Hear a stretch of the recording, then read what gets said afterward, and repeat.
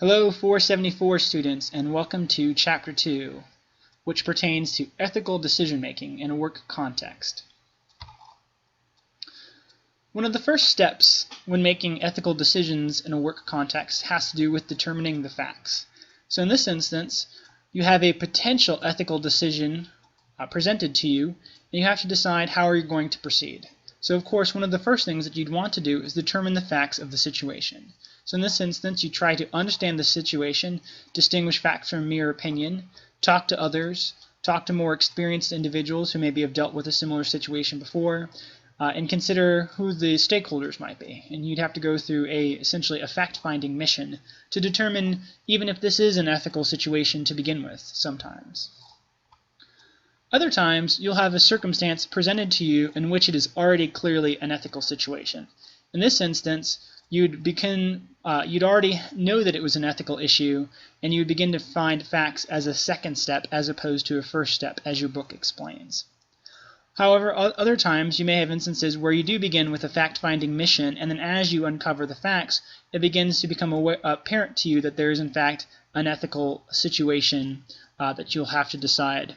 And sometimes you'll begin with the fact-finding perspective, and it will be related to making a decision that's business-related.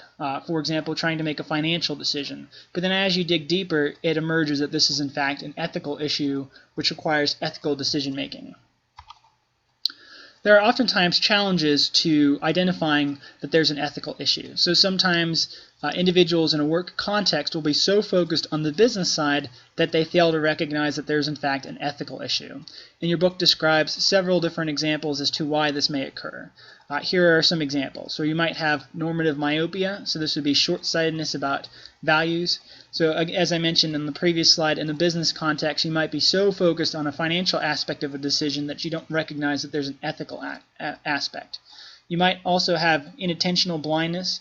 This results from a challenge in focusing.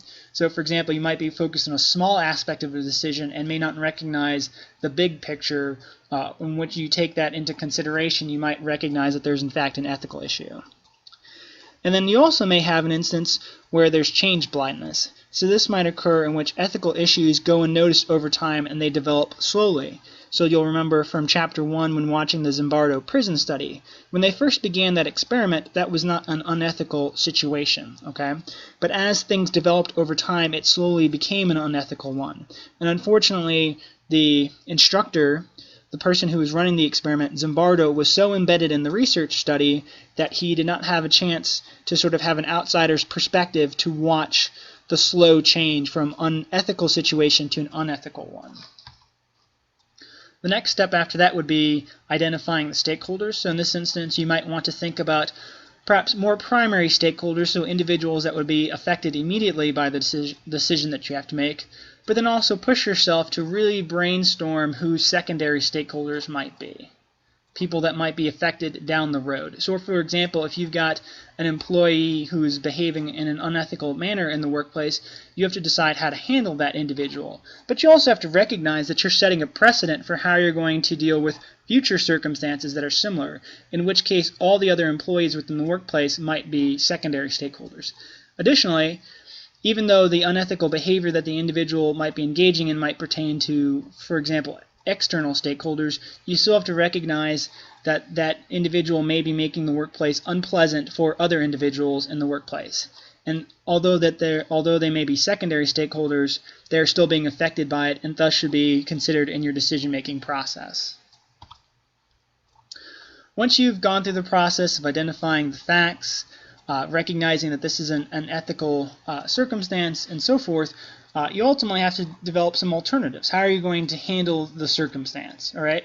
Now, in this instance, there may be a tendency for people to try to find the first possible solution that seems like it would fit. But this can oftentimes be limited for a variety of different reasons. Ultimately, what you want to do is engage in some sort of creative process in terms of trying to identify as many possible options as you can. In this instance, we might employ moral imagination. This would be something in which you are able to creatively think of numerous circumstances to try to deal with an ethical issue that has been presented.